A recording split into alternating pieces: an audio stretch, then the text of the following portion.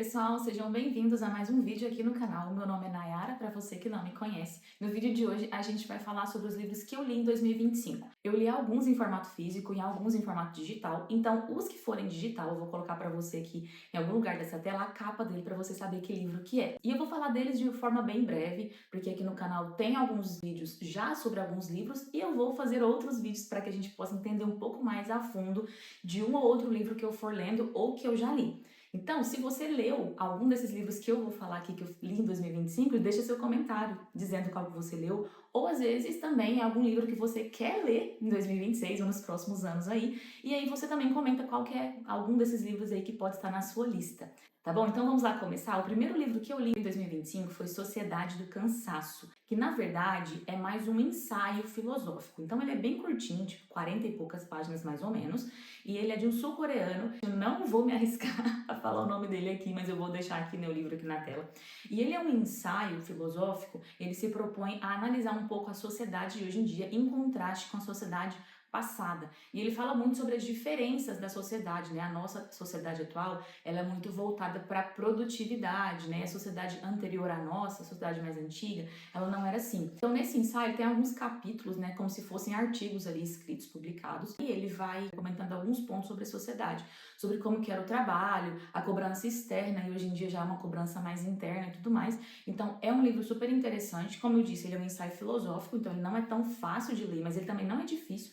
Não é nada assim que te impeça, mas você tem que estar com a cabeça muito fresca para você ler. Ele foi o primeiro livro que eu li. Se fosse partir de mim para lê-lo, eu não iria ler, mas como eu estava fazendo parte de um clube do livro no início do ano, era o livro que o pessoal tinha escolhido, e aí eu li rapidinho, li acho que uns 5 dias, mas como eu disse, tem que estar com a cabeça muito boa, e eu acho que vale super a pena, inclusive pretendo gravar um vídeo aqui pro canal para falar desse livro, porque eu acho que ele nos traz reflexões muito boas sobre a sociedade e o mundo que nós estamos vivendo. Então, o primeiro livro foi esse, Sociedade do Cansaço.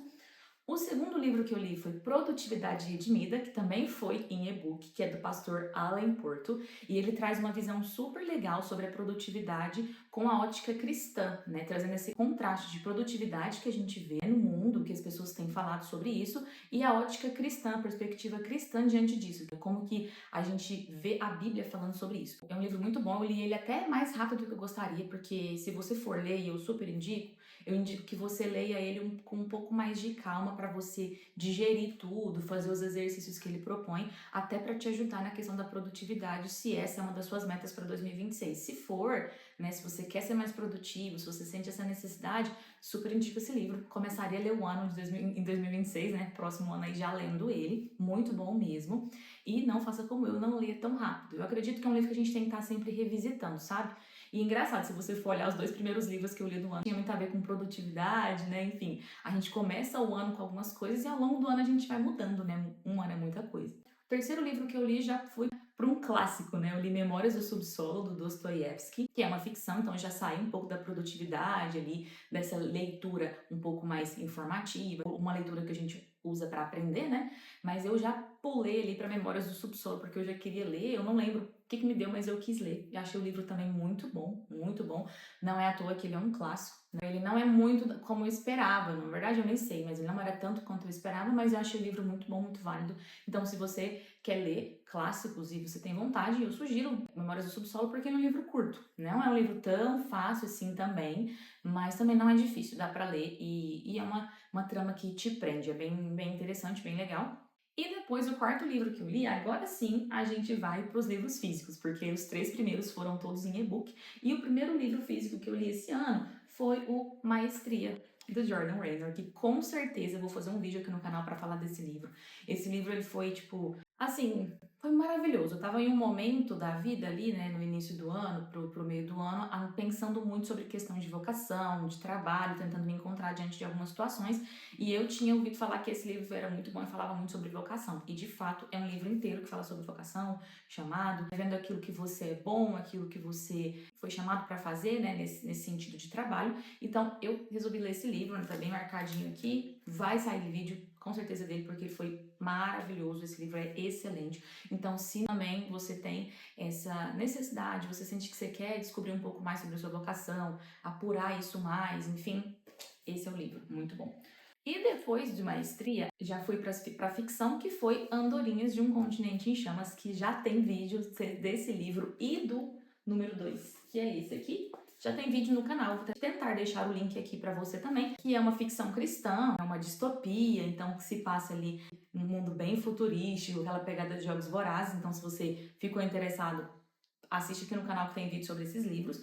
Depois de Andorinhas de um Continente em Chamas, eu li Chamados para Criar, que foi também do Jordan Raynor. Na verdade, eu meio que comecei a ler eles, se eu não me engano, ao mesmo tempo.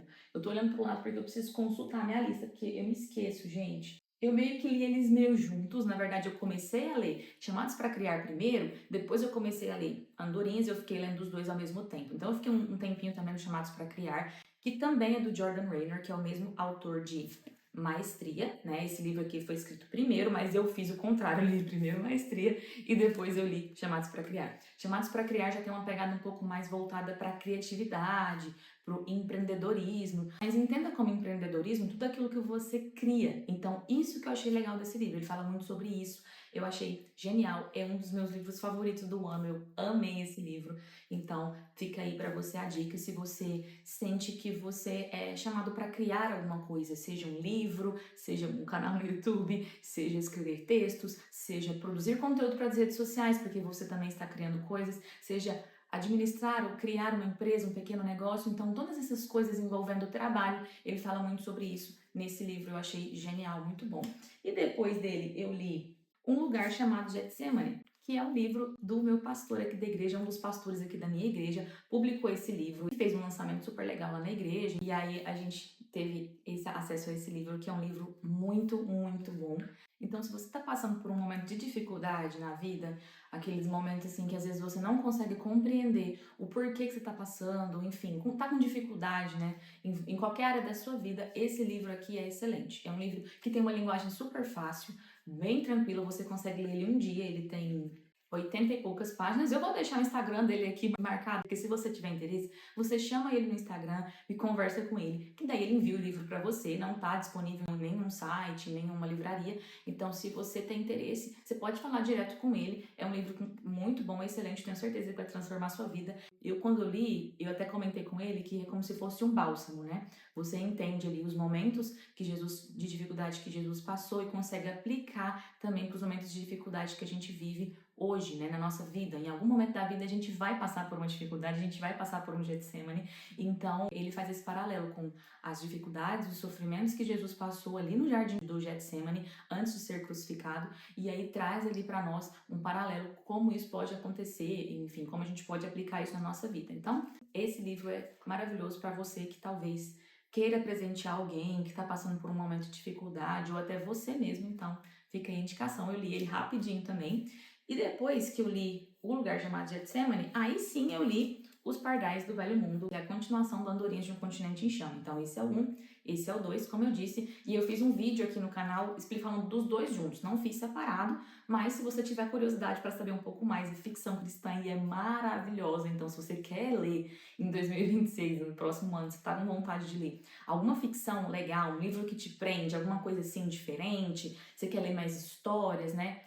Vai por mim que esses livros são ótimos, pode ler eles.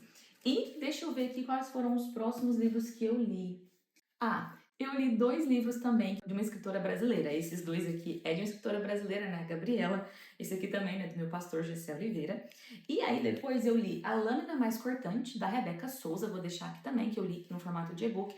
Também é uma ficção cristã, mas é diferente de Andorinhas. Andorinhas é uma ficção distópica, é algo que tem mais ação, que parece mais Jogos Vorazes, com uma mistura de Star Wars. E A Lâmina Mais Cortante já parece um pouco mais com Crônicas de Nárnia. Então já é algo um pouco mais assim de época, que tem reinos e reis. Então é excelente, muito provavelmente eu também vou fazer um vídeo sobre ele aqui no canal. É também um livro muito bom, é diferente, né? Você sente que o ritmo da história é um pouco diferente, o ambiente da história é todo diferente. Então, como eu disse, tem reis, tem um rei super cruel que comanda um reino ali, e a personagem principal ela tem que ir nesse reino, ela é convidada a ir nesse reino, ajudar os rebeldes a se livrarem desse rei. Então, é um livro super legal, caso você se interesse, também super indico. E depois dele, eu li Ventos do Leste, que eu já fiz um vídeo sobre ele aqui no canal. Também vou tentar deixar linkado aqui para você em algum lugar, que também é da mesma autora, da Rebeca Souza, e ele já é um conto de Natal. É um livro bem curtinho. E o Ventos do Leste só tem em formato digital, então você não vai encontrar ele em formato físico,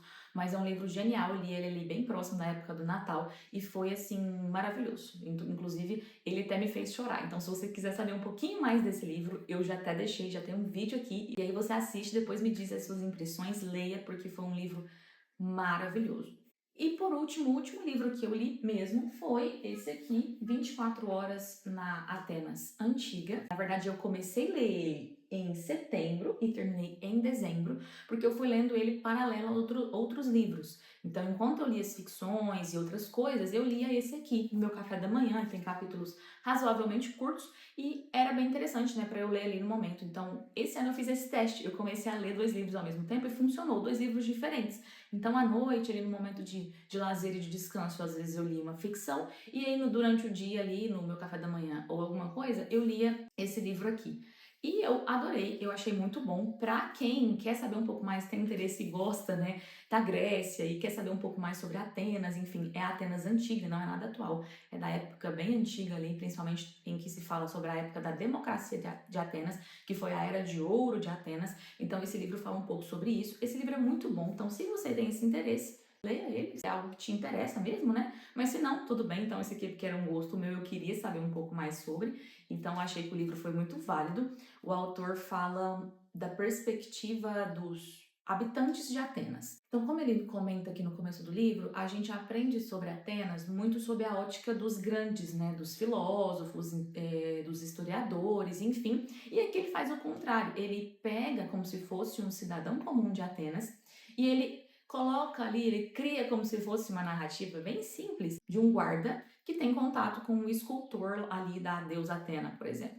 Então ali a gente vê que tem uma famosa pessoa, que é um escultor muito famoso de Atenas, que é conhecido, e aí ele meio que faz um encontro esses dois, mas o foco é sempre na pessoa simples e não no gênio ou não nas pessoas famosas. Então a gente aprende um pouco sobre Atenas, sobre a ótica das pessoas simples, né? E aí ele sempre traz ali pinceladas do que é importante de Atenas nessa época, porque era uma das épocas em que Atenas teve mais gênios, né? Ele diz até que era o lugar que tinha mais gênios do mundo nessa época. Então ele faz esse paralelo. Ele meio que conjectura como que seria a vida ali de um médico, como seria ali a vida de uma escrava, e aí dentro dessa hora, porque 24 horas é como se fosse 24 tipos de pessoas, e aí nisso ele traz ali um relacionamento, em algum momento ele acrescenta algum personagem importante de Atenas em contato com essa pessoa simples. Então é muito bom, é muito fácil de ler, bem tranquilo. Para quem gosta desse tipo de leitura, para quem quer saber um pouco mais, eu indico, muito bom. Foi isso, foram 11 livros, foram 6 livros físicos e 5 livros em e-book. A minha meta para esse ano era ler 12 livros, eu li 11, então tá bom, né? Até que valeu. Mas eu também não li tanto, porque eu tive que pausar um pouco as minhas leituras para eu poder estudar um pouco mais. Eu até li também esses livros aqui, que foram livros sobre a história do cristianismo. Então, claro que eu não li esses livros inteiros, mas eu li muito deles. Então, talvez se eu for somar, vai dar um livro inteiro, eu vou bater a minha meta de 12 livros. Então, não sei se você vai considerar. E eu tô considerando não como um livro inteiro, mas coisas que eu li. Então, eu li boa parte desse livro aqui, História do Cristianismo do Bruce Shelley. Li também esse aqui, principalmente eu li e reli demais, que é a História do Cristianismo Ilustrada do Justo Gonzalez. Esse aqui é o volume 2, ele vem em 2 volumes. Então ele divide a história da igreja, né, em 2 volumes. E eu li muito desse livro aqui, tá sublinhado, tá até sujo, e eu amei, né? Então eu li muito, porque eu estava preparando uma aula sobre a história das denominações, que eu dou no seminário aqui da minha cidade, aqui da igreja, então eu precisava ler e eu tive que pausar. Então até nas minhas leituras de café da manhã eu estava lendo isso aqui. E um outro livro que eu li também foi Cristianismo através dos séculos. Também li um tantinho bom dele aqui. O que eu mais li, na verdade, foi esse. Mas eu acabei lendo e relendo, consultando esses 3 aqui, né, de história do cristianismo, porque o que eu achei? Às vezes um tem uma coisa que o outro não tem e, enfim, eles vão meio que se complementando.